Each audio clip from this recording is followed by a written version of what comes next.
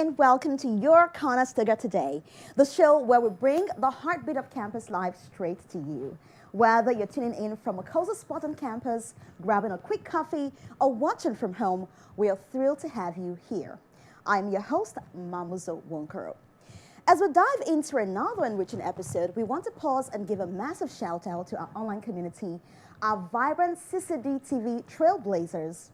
Whether you're tuning in live, watching up on episodes, or following our journey on Instagram, Facebook, or YouTube, you are the heartbeat of this show. To show our appreciation, we have got not one, but two exclusive hampers sponsored by Catwell up for grabs. Now, here's how to participate. Take a nice photo of yourself watching CCD TV and send it as a message to our CCD TV Instagram page at ccdtv.ca on Thursday, December 5th. We will announce the results by the weekend, and you could be one of the lucky winners. Now, later in today's episode, we are thrilled to host none other than Owodunni, a trailblazing leader with a deep commitment to enriching communities. Ayo's inspiring journey spans continents, from his impactful work as a consultant and learning facilitator to becoming the first Black City Councilor in Kitchener, Ontario.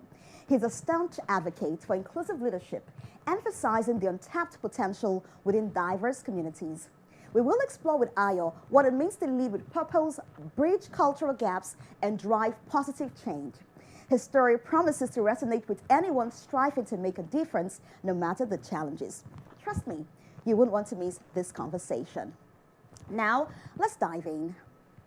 First, to the weather report for today. Right here in the Tri-City, we can see that the highs, it's really about -1 degree Celsius, and up to the lows are in -9 degrees. Well, not so cold, at least not as cold as yesterday, but we're grateful. There's a bit of sunshine today, and we can see that precipitation is around 11 kilometers per hour, so that's not too bad for today. And then let's move on to now to Milton, right here in Milton. Let's see what Milton, what the skies are saying today in Milton.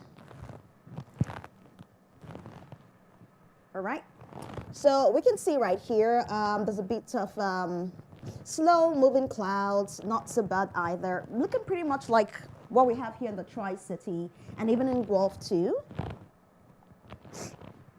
Not a bad day today, I must say. It's just one of those days where even though you have your layers, you can at least throw off one or two and feel a little more comfortable. So we're not burning with the cold today. That's a good one. And to Stratford, or rather Ingersoll, a bit cloudy, a little colder too. We could see that in Ingersoll there's a high of about -2 degrees Celsius and a low of -7 degrees Celsius, and that would keep things a little frosty. Expect partly cloudy skies with a very slim chance of snow flurries late in the afternoon. Now to Stratford. Now right here in Stratford, as we can see right here, right here in Stratford, the theatre town will see highs of -1 degree Celsius and lows of -5 degrees Celsius. Mostly cloudy conditions will prevail, but it's a serene day overall, ideal for a stroll through the charming streets. And our final stop will be at Bradford. In Bradford, slightly milder at 0 degrees Celsius, dropping to -4 degrees Celsius at night. There will be there'll be overcast skies. Well, we will see about 10% chance of light precipitation. But overall, it's a good weather, it's a good day, and well, you know that weather in Canada is capricious, so in one day you may experience 3 different seasons all at once, but we love it anyway. So plan your layers thoughtfully so that you can take them off when needed and put them back on if the weather insists.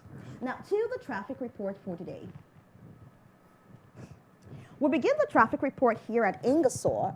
We could see here in Ingersoll, there's a bit of some red spots here. Well, very expected. It's winter, it's cold. The roads might be busy too because it's the holiday season. And so we can see right here on the stretch, all the way from King Street West up until Highway 9, busy, busy, busy. So go slow, go steady, and drive safe. Now let's head over to Milton.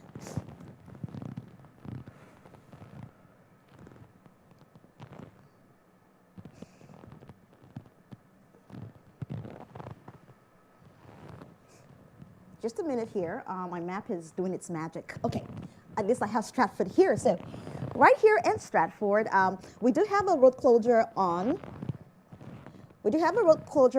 Colburn Street East, pretty close to our campus there, and that route is closed till December 31st. So be aware of that if you do plan to use that route. But let's see if there are some traffic or trouble spots. Of course, again, Wayne Grist's Way Parkway, it's always a challenging spot. You can see that there are red lines there. It's busy. There's traffic, so you have to go slow, go steady. And let's look at other parts of the city as well.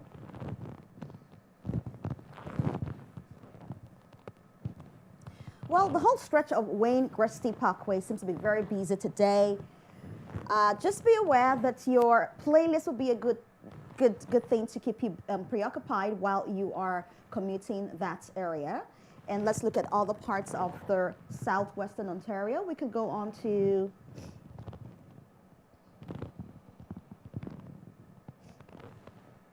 I want to say the very first city I see on the map would be my very next. Would be the very next one I would mention here. I'm trying to get to Kitchener-Waterloo right now.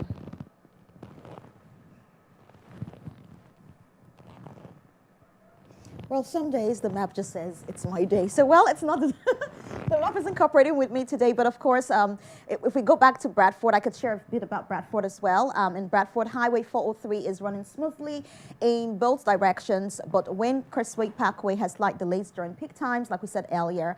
Wet and slippery conditions in some areas, so drive with extra care and watch out for pedestrians. No matter where you are headed, patience is the ultimate travel companion.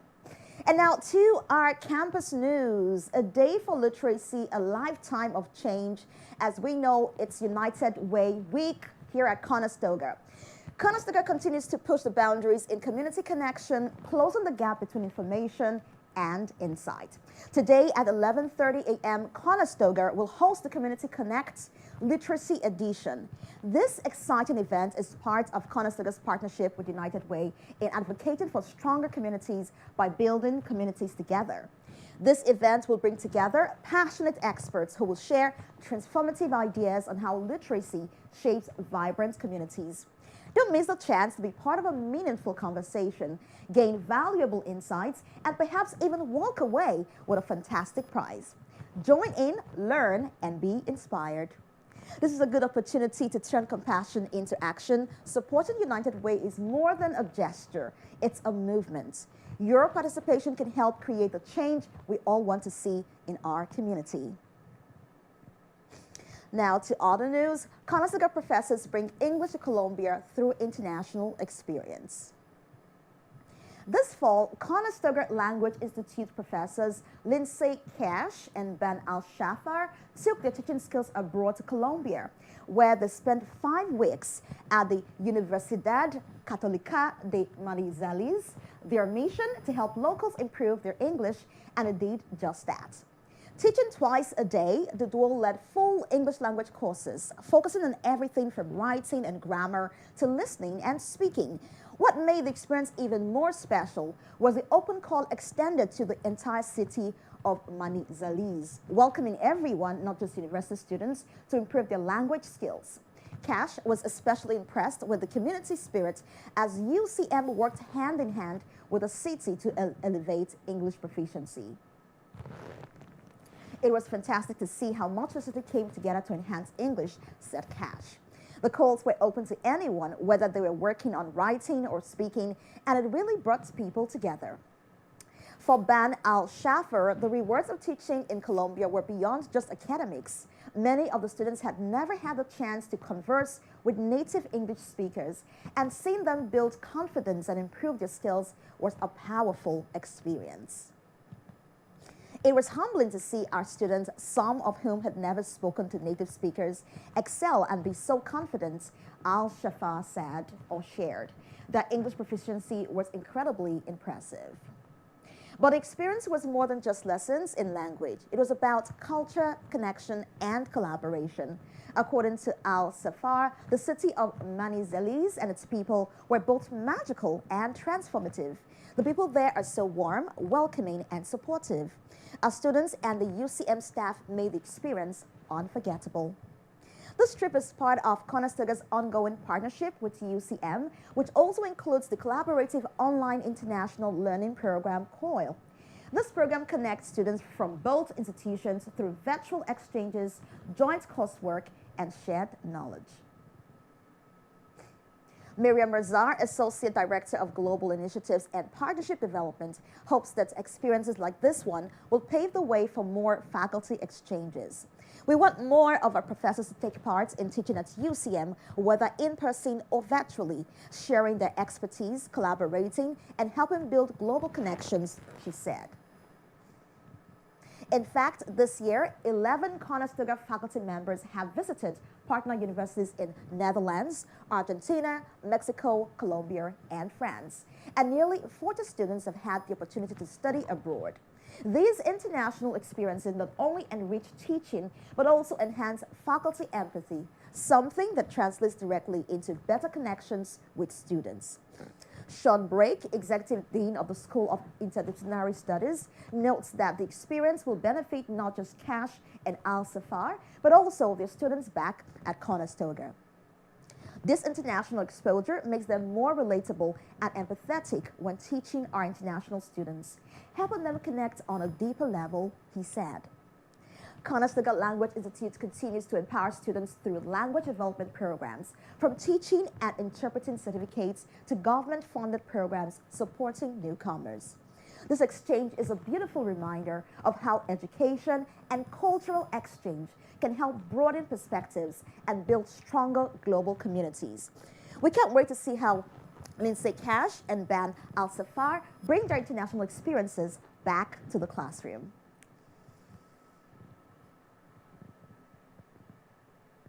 On November 7, Conestoga School of Business launched its inaugural She Means Business event at the Kitchener-Doon campus, a gathering designed to inspire and empower women and gender minorities interested in business education. The event featured alumni speakers who shared their personal career journeys, providing students with invaluable insights and an opportunity to network with peers, faculty, and staff. One of the key speakers was Conestoga alumni Karen Bilton, whose career journey serves as a testament to perseverance. After leaving her full-time job in her early 40s to pursue a new career in finance, Bilton enrolled in Conestoga's Financial Planning Services program. Upon graduating in 2014, she transitioned to an investment advisor role at BMO Nesbitt Burns, and later moved to Meridian Credit Union, where she now serves as a commercial deposit specialist. Bilton shared her story, urging the audience to embrace challenges, surround themselves with supportive individuals, and stay open to new possibilities. You can do hard things, she emphasized. On the other side of accomplishing something hard is where the magic is. You gain strength, confidence, and competency.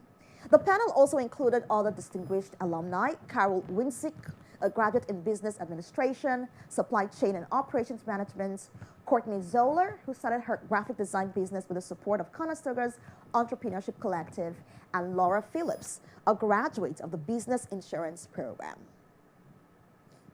Event organizer Jamie Waby, chairman of the School of Business, expressed her satisfaction with the success of the event.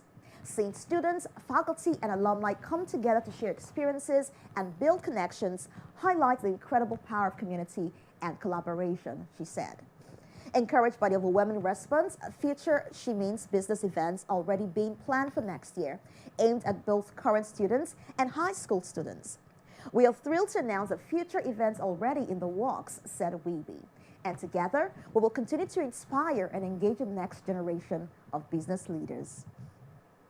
Feedback from students was overwhelmingly positive, with many recommending the events as a must-attend for all business students. Attending these events can help you build connections and learn new things. You might discover something that can improve your professional life, one student commented in a survey. Conestoga School of Business offers a variety of programs that cater to today's business needs, including certificates, diplomas, and degrees in fields like international business management, accounting, financial services, and more. The school's commitment to empowering students continues to shine through events like She Means Business, fostering future leaders in the business world. And now to local news. We begin in Guelph. The most festive 3K of the year is here. Get your running shoes and Santa hats ready for Guelph's Santa Parade Run, happening on Saturday, December 7th, just before the annual Guelph Community Santa Parade kicks off. Now, imagine running a fun-filled 3-kilometer route through downtown, cheered on by spectators eagerly awaiting the parade. Starting at 4:55 p.m. from the River Run Center, participants will make their way along Woolwich Street and end on Carden Street, right in the heart of all the holiday excitement. Every participant will be on a Santa suit included in the registration fee, spreading holiday cheer and turning the route into a sea of red. But it's not just about the fun. This event supports a great cause. Proceeds will benefit Big Brothers Big Sisters of Guelph, helping to mentor and support youth in the community. Registration is $30 and spots are filling up fast.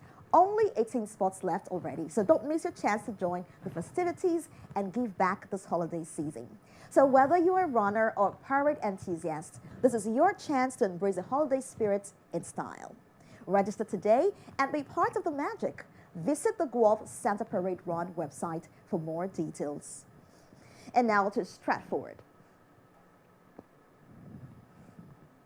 Get ready to unleash your inner artist this holiday season on Monday, December 9th at the Palo Inn in Stratford for an enchanting evening of creativity and connection.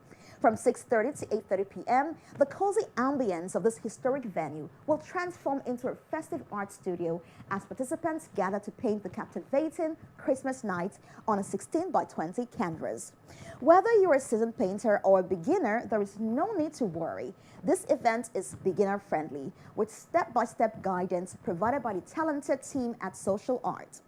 Perfect for families, friends, date nights, or a little solo me time, this workshop is open to anyone aged 12 and up. Enjoy delicious food and beverages from the palace menu while crafting your masterpiece. This festive run is part of the broader spirit of the season festival, which includes tree lighting, a Christmas marketplace, and dazzling decorations throughout downtown. Make it a day to remember by participating in this heartwarming holiday celebration. The venue is the Palo Inn, 101 Wellington Street, Stratford, Ontario. No physical tickets are required, so you have to register online, select your seats, and complete payment to receive confirmation via email. Don't miss this opportunity to celebrate the season creatively. For more details, visit Social Arts events page. And now to a roundup of community wins. Conestoga entrepreneurs showcase talent at annual pitch competition.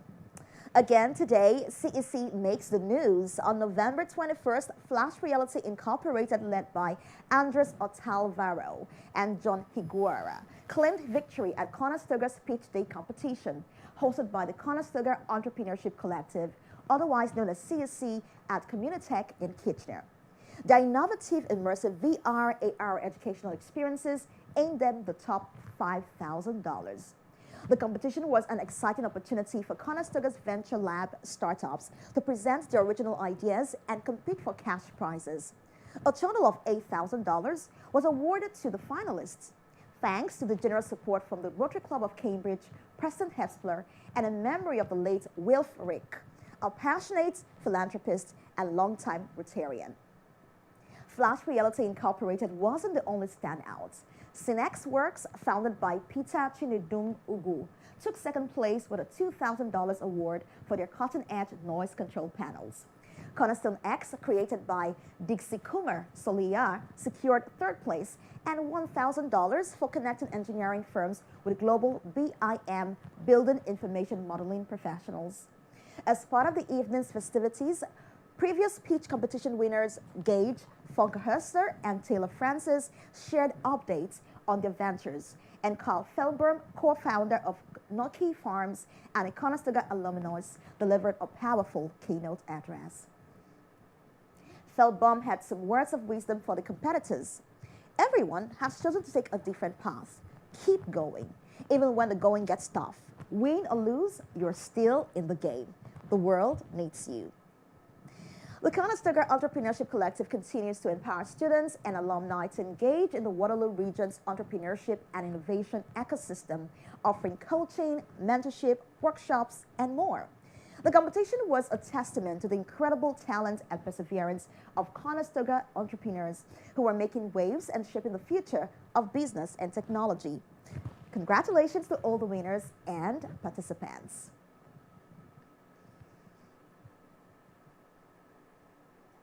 A team of 4 Bachelor of Public Relations students from Conestoga has made an impressive mark in the 17th Annual Primetime Sports Business Competition, held in Toronto on November 9th and 10th. The students advanced to the semi-finals, competing against student teams from across Canada in this highly competitive event. The competition, presented by Maple Leaf Sports and Entertainment and Primetime Sports and Entertainment, focused on equity, diversity, and inclusion, challenging participants to incorporate these values into every aspect of business operations. The students were presented with a case early on Saturday morning and had until midnight to prepare a 15-minute presentation offering their solutions. For Conestoga, the team of Jonathan Dixon, Stephen Kenny, and Tyson Hill, and Stan Hurst represented the college as one of the few college teams in the competition. Drawing from their coursework in corporate social responsibility and public relations, they worked tirelessly to diverse their solutions. After making it through the first round, they advanced to the semifinals, landing in the top 4 overall. Jonathan Dixon, team captain and fourth-year student, shared his excitement. This experience was invaluable. It's a co-curricular opportunity that truly enhances our learning and allows us to put our skills into practice in real-world situations. The tight time frame really pushed us to perform at our best. His teammate Stephen Kenny, also a fourth-year student, agreed, noting that the real-world client work they had done in their degree courses gave them a competitive edge. We went up against teams from universities all over Canada, and our experience helped us advance through the first 2 rounds, Kenny said. The competition wasn't just about pitching solutions. It was also a chance for professional development. Students attended panels with industry experts discussing topics like building strong corporate partnerships and integrating EDI into business practices. Dixon reflected on what he values most about his Conestoga education. The focus on experiential learning is what sets Conestoga apart. It allows us to apply what we have learned in the classroom to real-world challenges, boosting both our learning and our confidence. The Bachelor of Public Relations degree, now transitioning to the Bachelor of Communications Management for future students, equips students with the tools needed for success in the communications field. This includes strong reading, verbal, and digital communication skills, and the ability to think strategically about complex issues. This remarkable achievement is a testament to the skills, dedication, and hard work of these students and their ability to shine in a highly competitive national competition. And just before we go on a break, what's the menu of the day? Well, feeling famished or peckish? The chef here at the Dune campus has some mouth-watering meals to satisfy your cravings and warm your stomachs. The menu of the day is chicken quesadilla or veggie quesadilla. There are also a range of assorted grab-and-go snacks like vegetarian burgers, chicken burgers, turkey burgers, and more. So visit the chef to order your favorite meal today.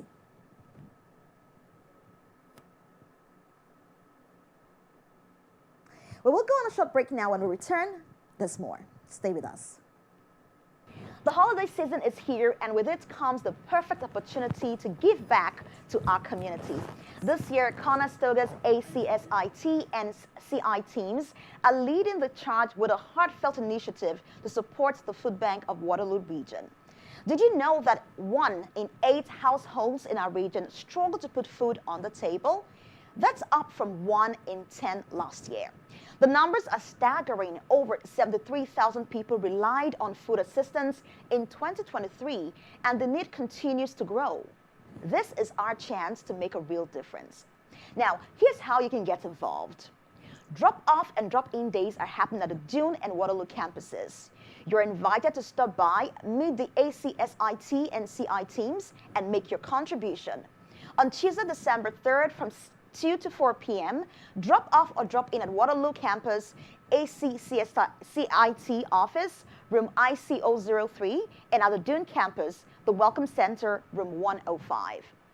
On Thursday, December 5th from 10 a.m. to 12 p.m., drop off or drop in at Waterloo Campus, ACSIT office, room 1C03, and at the Dune Campus, the Welcome Center, room 105.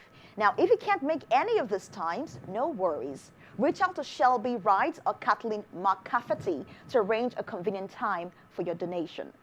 Wondering what to donate? Well, canned fruits and vegetables, canned meats and fish, dry beans, pasta, rice, and pasta sauce, hot and cold cereal, jam, fruit spread, and peanut butter, hot and cold cereal, jam, fruit spread, and peanut butter, individually packed snacks such as granola bars, applesauce, etc. Now, if you do prefer to donate online, it's easy because every dollar counts. Even just $1 can provide 2 meals for those in need. So visit the Food Bank's donation page to contribute directly. Together, we can bring hope and nourishment to our neighbors this holiday season. So let's get into the festive spirit and make this drive a success. Whether it's a bag of groceries or a few dollars online, your generosity matters. Let's make a difference, Conestoga. Donate some food and spread the holiday cheer. For more details, visit the Food Bank of Waterloo Region or contact Shelby or Kathleen. Good luck today. Thanks, man. How I'm loving life these days.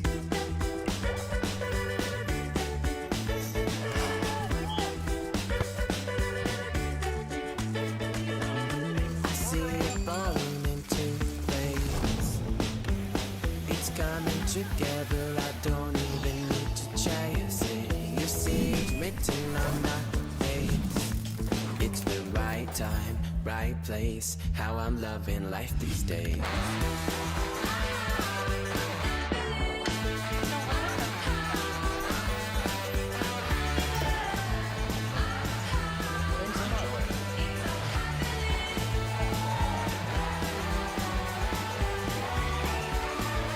It's the right time, right place. How I'm loving life these days.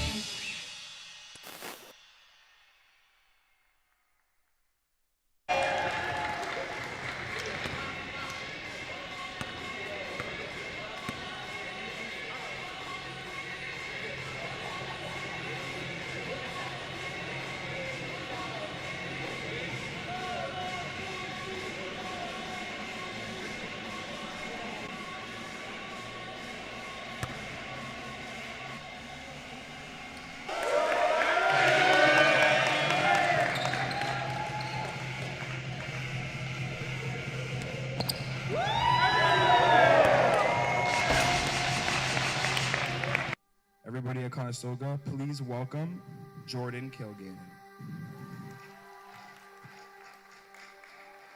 I got to grow up with a father who I looked up to, who showed me what it takes to make it in sports, and a mom and stepdad who showed me what it takes to make it with the rest of my life. The thing I love about dunking, the way I take it more as an artist and as a way to develop myself and go all out. So when I saw that, I was like, let's see what happens if I go all out. If I sacrifice everything else I love and just go for this one thing and master this one thing. So I guess my biggest accomplishment is the fact that I got to live the life that I did, being a pro dunker, traveling the world, and doing what I love. Like, it's no idea that was possible. So I'm just grateful for that.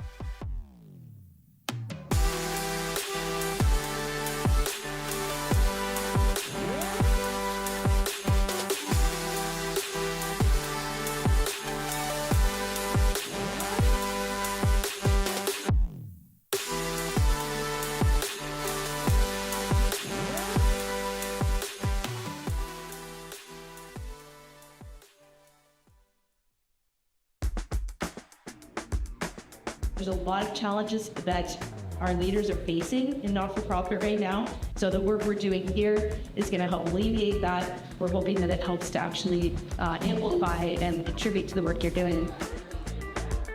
You're in this room right now with some of the brightest lights in communications and design.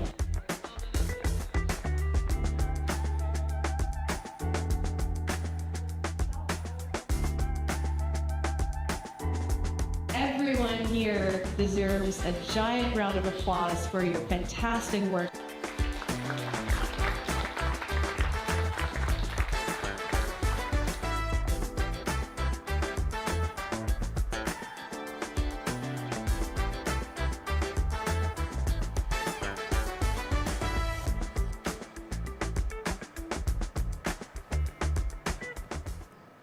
The holiday season is here, and with it comes the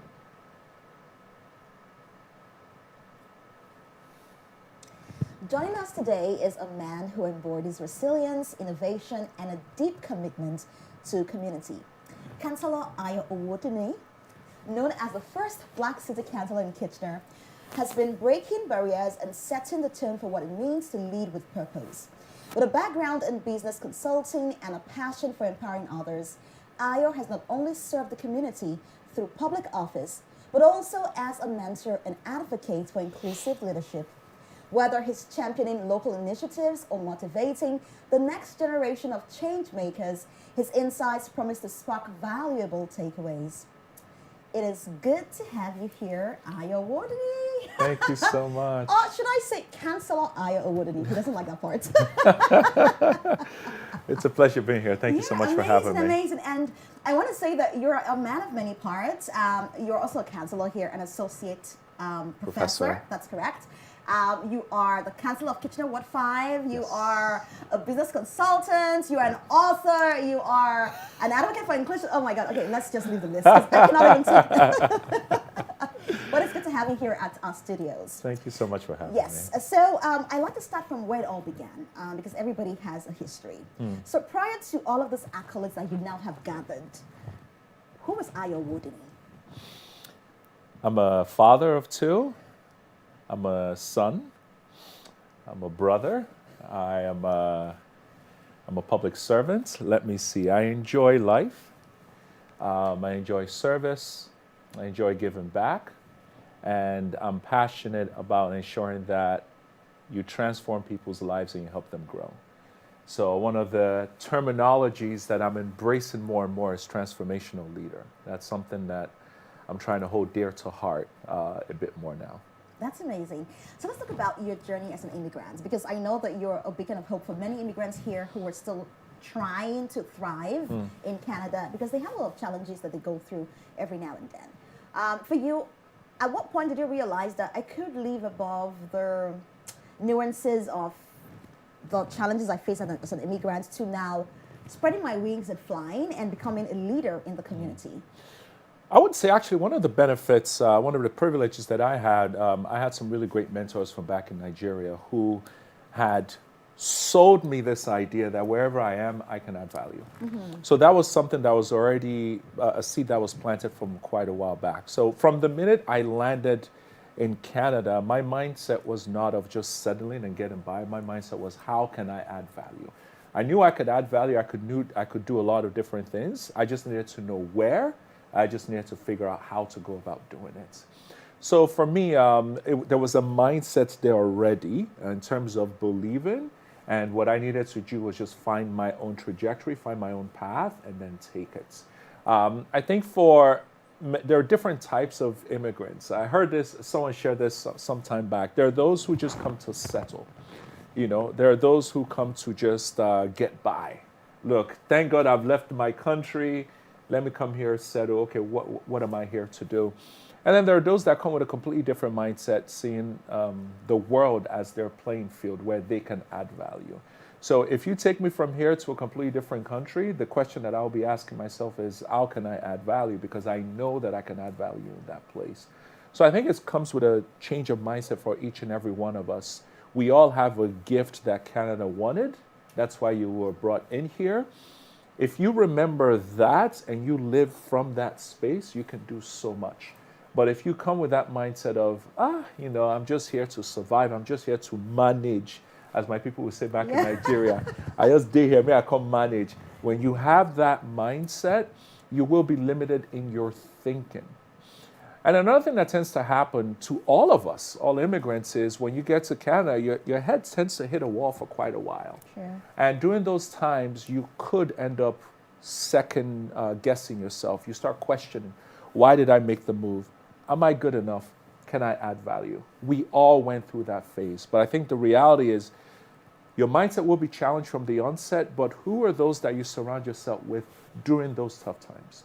When you surround yourself with the right people, they can help you push through that phase. If not, sometime in that period, in that journey, you end up losing your strive for excellence, your push to be able to do a lot of amazing things, and then you start surviving. So what I tell people is go back to where you dropped your dream. There was a point in your journey when you hit your wall on the wall 10 times. Maybe it's after 200 job rejections. Maybe it's after your business idea was not considered a good one. Maybe it was after someone said, drop that idea, it doesn't make any sense. Or, a Canadian questioned you of why you're here and what are you doing here, or questioned your education. Somewhere in that journey, you dropped your dream. You forgot it, you compromised on it, and you let it go. You got to go back and pick it up. Because that dream that you have, that vision that you have, it's what can transform this country. And many times you have to prove it to this country that I know you need me, I know I can add value, so allow me to do what I need to do. And as they say, the universe has a way of giving way to people that know what they're here for, what they're called to do, and they push regardless. We always forget that last part. They push regardless of what challenges come their way. Challenges will come. How do you push through it? Okay, I didn't warn you guys. I could give Aya 1 whole hour and he would not stop talking. So it's okay. We're going to have a great conversation. I'll show you my speech bands now. I'm sorry. No, but that's okay because I feel like you've already answered 1 to 3 questions already. Oh, I'm like, okay. That was some thought-provoking words there. Thank you for sharing such powerful, inspiring words. Indeed, everybody has value to give. And until we shift our mindsets to believing that we have something to give, we just might be at the other end of receiving all the time. And of course, for how long can you receive? Yeah. You tend to be at the base of the line, and that's not where you want to be. So let's look at those unique qualities and skill sets that students, international students mostly, would need to transition from just being a community member to becoming a community leader. I would say one of the benefits and the beauties that you bring in is what I call the outside perspective. What I mean by that is you weren't raised here, so you're not used to what everyone sees. So you're seeing things from a completely different perspective. We might not see it as a strength, but it's actually a strength. I remember when I worked in an organization, within the first month, the leaders of the organization pushed to meet with all the new people that joined. So when I met with the CEO, I asked him, why are you doing that? He said, we need that fresh perspective. And one of the questions they always asked was, what's the crazy thing that we do? What's that weird thing that we do that we all see as normal, but you're seeing as there's something going on here? I think immigrants, you bring that fresh perspective as well. You're going to see all those things that are weird and strange, but we see it as normal because we've been here for quite a while. Well, you come in with a completely different mindset. That's number one. You bring a global perspective. What people don't realize is, so for example, growing up in Nigeria, I didn't just listen to Nigerian music. We grew up listening to country music. We had gospel music. Then you have Afro beats. Then you have classical. My son is in Nigeria right now, and he sent me a message. He said, have you listened to Beethoven? Oh, really? I never listened to Beethoven in my life. So an 8-year-old is asking me that question. Why? Because his music teacher is exposing him to that type of music. So you have a different type of exposure. You bring exposure to the game. You bring your education to the game. You bring your story in as well. I think many times we are embarrassed of our stories, where in reality our stories is what gives us the drive and the power. Sure. I came from a place where we didn't have 24-hour electricity. Now I come here, I have 24-hour electricity. I have no excuse. I came from a place where, every text message I send, they're charging me money. So you got to send a message within 160 characters, and it's 4 naira, so make sure your message counts. You have 50 naira in your credit. So all of those things where you had to learn how to survive and thrive in a struggling environment, you bring that here. Many people never had to go through something like that. So when you go into a workplace, you're bringing your education, you're bringing your background, you're bringing your exposure, you're bringing your resilience, your ability to adapt. You're bringing all that to the table. If you have nothing else, that just those 4 things is powerful and is really, really amazing. And I always tell people, lead with that. Bring that to the table every time, bring all that. Oh, one last thing. We had to learn how to cram for exams in Nigeria. I don't know about you. We had to learn how to cram. Here, it's more about comprehension and several of those things. But a lot of the exams for your certifications, you have to dive deep. You have to immerse yourself. You have to cram. You have to have comprehension, but you also have to cram. That is where your strength comes in as well. So that's why you see a lot of immigrants on LinkedIn. They'll have ABC, PMP, BBB, IIBA, all of those things. Why? Because we learn how to do that from childhood. You can easily get those certifications that can separate you from the crowd. Leverage your strengths to get what you're looking for in this country. Makes a world of a difference. Wow. I know that you're a mentor to many, and then you're even a professor here at Conestoga. So you on a daily basis, you interact with students from across different continents. How would you, in your own words, how would you say that Conestoga is projecting or promoting inclusivity within the community here in Conestoga? What I like is I see a lot of exposure, a lot of students from different countries. I've had students from Rwanda, I've had students from Ghana, from different parts of Nigeria, from India, different parts of India. I'm learning, on one end, I'm learning ni hao, I'm learning apkaseo. My students are not paying attention. I have to yell shukeru, in class, and all the students are laughing. Or samanchaye, and they're like, what is he talking about? I've had students from, I think, the Philippines as well in class. So in terms of the number of students from different places, I love it. I love it. We have a lot of that. What I believe is also great in the business leadership and management program that I'm part of is I believe they take a course called Diversity, Equity, and Inclusion, which exposes them to the importance of diversity, the importance of appreciating one another, and learning to work together. So we're not just bringing them together, we're ensuring that they're taking a class and a course to understand the importance of diversity and how to work together. So I think not just bringing them, but ensuring that they're able to work together. What I would love us to do a lot more is teach them about the Canadian culture and Canadian work integration as well. So they're able to fully integrate into the Canadian workforce. And I believe that's something that the college is working on as well. Yes, for sure. And from a perspective of a councillor, can you share with us how are immigrants contributing to the economic power here in the Tri-City? Oh, it is phenomenal, some of the amazing things that I've seen. One of the largest realtors in my ward is not Canadian, moved here. I've met developers who were not traditional Canadians who moved in. I just last week had a chance to open a few businesses, and one of the businesses, their background is they're from Italy. The family's from Italy. Another one, their background is from India.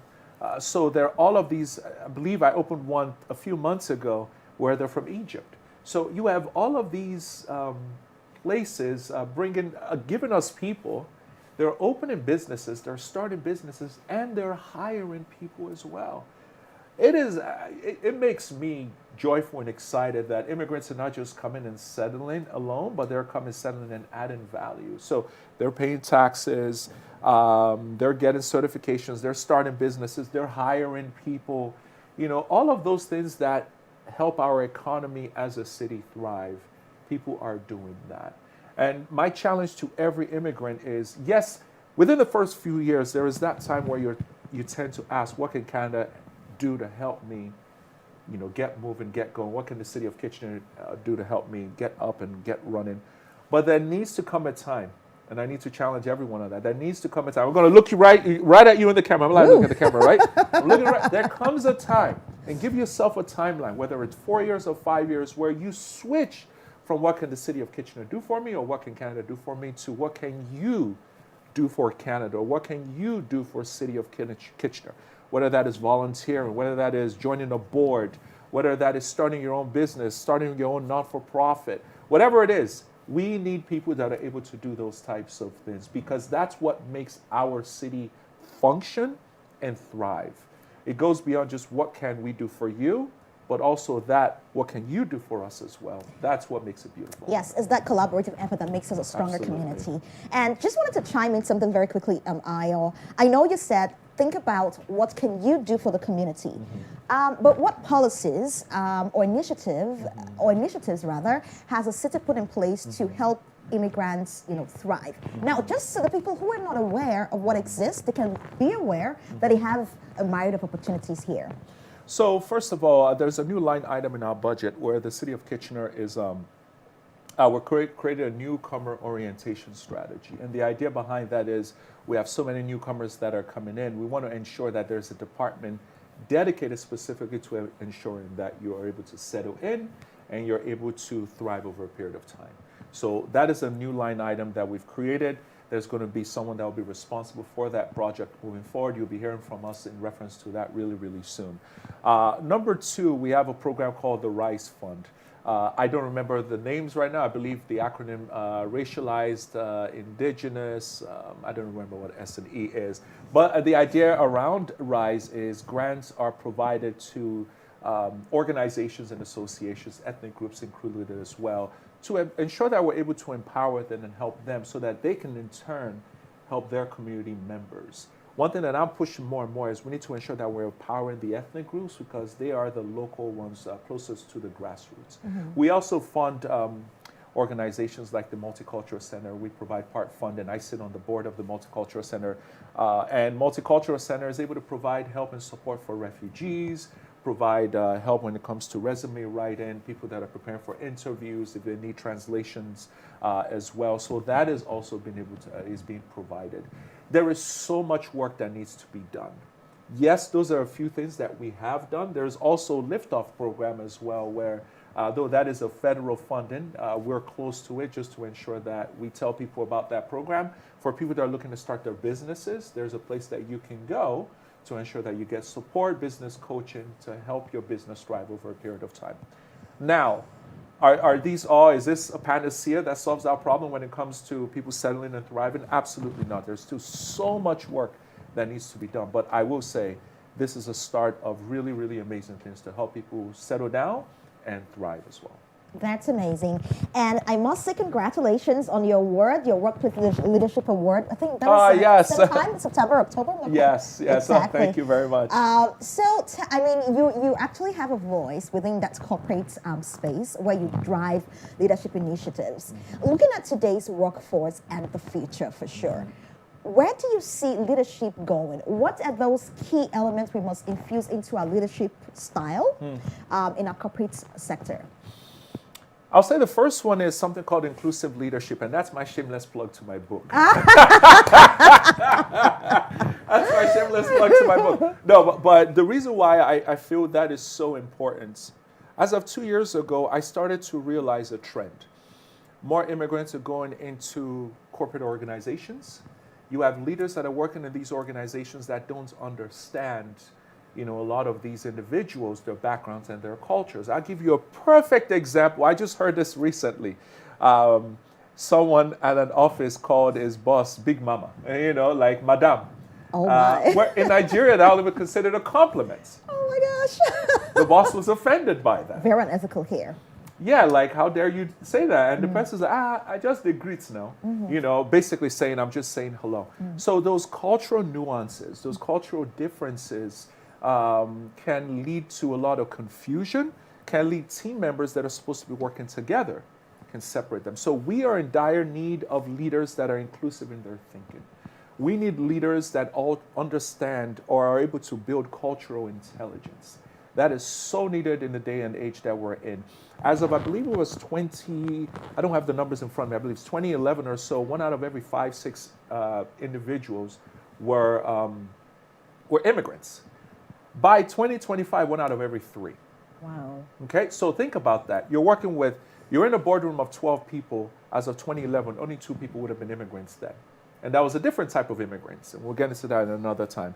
However, By next year, it's going to be 1 out of every 3. So for 10 people, there are 3, 4 people in that room who are immigrants. They have a complete different background, education. Their accent might be strong. You might not hear them well. All of those things are coming into the workplace. Extremely educated, So we need leaders that are inclusive in their thinking, that are willing to connect with people, that are courageous to have those conversations, that are willing to ask deeper questions, that are willing to go beyond just, okay, you call me madame. Where did that come from? Or Ayo said, oh, sorry, when he gave me something with his left hand, because in my culture, giving something with your left hand, I gave my mother-in-law something with my left hand last month. The way she looked at me, I was like, I'm sorry, ma, I'm sorry. She said, you've been out of the country for too long. You forgot your roots. Forgotten. We need inclusive leadership. We need transformational leaders. We need leaders that are able to challenge those that they work with to push beyond their current potential. You can do more, Ayo. You can do a lot more in your community. You can do a lot more in this workplace. I want to be able to help you. I want to be able to coach you and work with you to be able to get to that next level. So transformational leadership is extremely important in the day and age that we're in. Inclusive leadership is really important as well. That's amazing. Now, I'm going to pick your brain on something because I know you did a TED Talk. Okay. Was it last year or earlier this year? Forget about I don't the remember. dates. I think it was last year. Okay. Yeah. Give us a snippet a sneak peek into that TED Talk. I mean, I can kind of tell us everything, but what were the most important information you shared with your audience at the time? When I got the invites to be part of the TED Talk, they asked me what topic would I like to speak on. I mean, they gave me a few parameters, and I had a challenge. I had a really big conflict. Because I wanted to push my personal business. I own my own consulting practice. I was like, this is an opportunity to push it, get it in front of thousands and thousands of people. This is TEDx. This is awesome, But then I also realized that there was a calling. There was that evangelical perspective around pushing this gospel, so to speak, of immigrants adding value in their community and tapping into the potential. I reluctantly went with the latter, which is ensuring that I tell the story of immigrants. Because I mentor so many, and I've heard so many stories. And there are so many stories of people struggling that are going through so many things, and they just wish they knew. So that TED Talk was focused mainly on, there are immigrants in your communities. There are immigrants in your workplace. There are immigrants that live down the street from you. And they have so much potential. Are you seeing them as a threat, or are you seeing them as a value add? And I challenge people in the audience and people that watch that TED Talk afterwards, see them as a value add in your community, in your workplaces. But you're not going to see them if you don't get to know them. So the first challenge is you need to meet them. Then the second challenge, I believe, was you need to get to know them. Okay, and then after you know them, share resources with them. But then also learn from them. I don't remember what the last 2 were, but there were 6 of them. Those are the first 4. But the idea behind that was just basically, imagine you have a Rolls Royce or a Porsche, and you're just parking it in the garage because you're afraid of it. But it has all this horsepower, and it could do so much. And you need to be able to tap into the potential that is in your community for the benefit of the community, for the benefit of your business, for your own benefit as well. And then I feel like it's something that we're missing. And if care is not taken as a nation, we're going to have a situation where you have people of different backgrounds and everybody is siloed in their own different spaces. And someone taught me a new word a few weeks ago. I said, Ayo, I forgot how we mentioned, but it was like you're a bridge person. I don't know. Something around a bridge builder. Mm-hmm. You're building bridges between communities. And that was what that TED Talk was about, being a bridge builder between communities.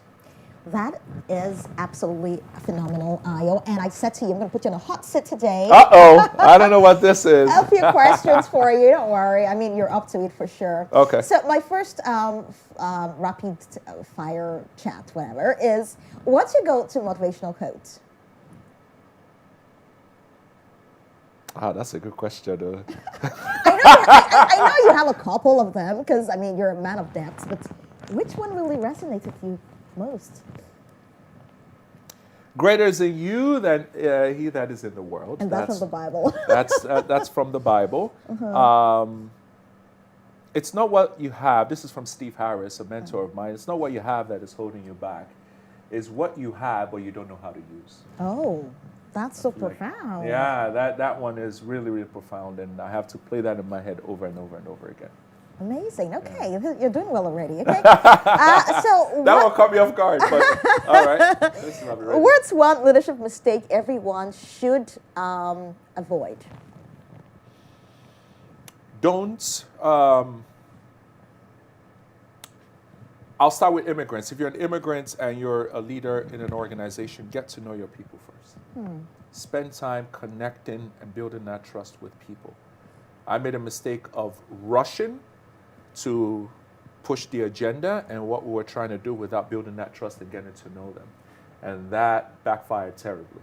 So build a relationship, build trust with the team, understand them, and sell the vision to them. I like that.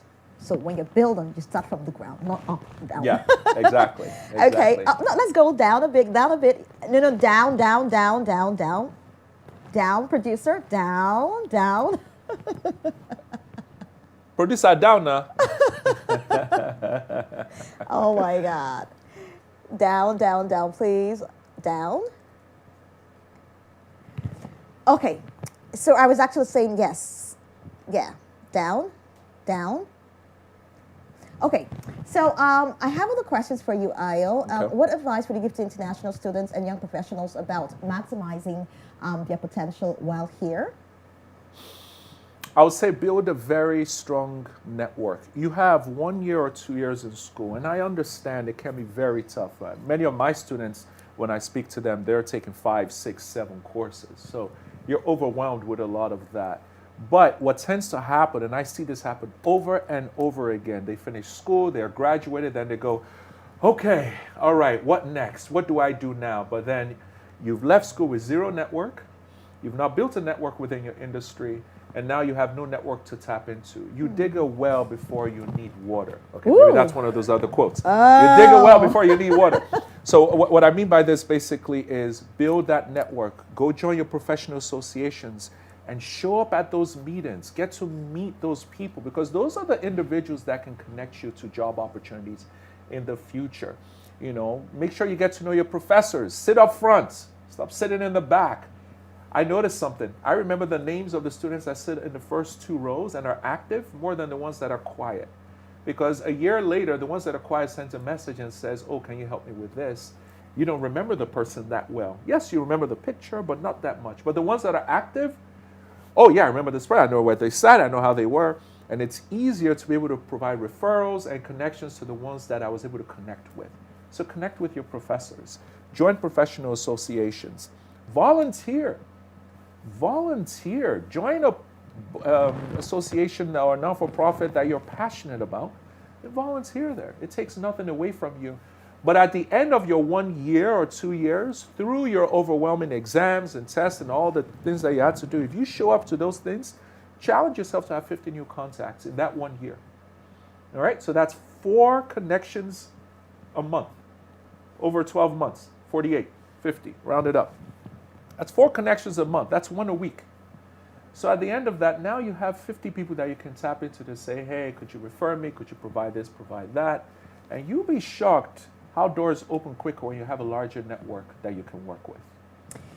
And with these empowering words, we will end today's episode. It's been great speaking with you, Councilor Owodunni, the Councilor of Kitchener Ward 5, Associate Professor here at Conestoga College, Business Consultant, Leadership Advocate, Radio, Television. I mean, there's so many parts to him. But just before I go, a reminder to please follow us on Instagram. We are an active community on Instagram. We're currently at 583. Do well to follow. And on YouTube, we're at CCD TV. Subscribe.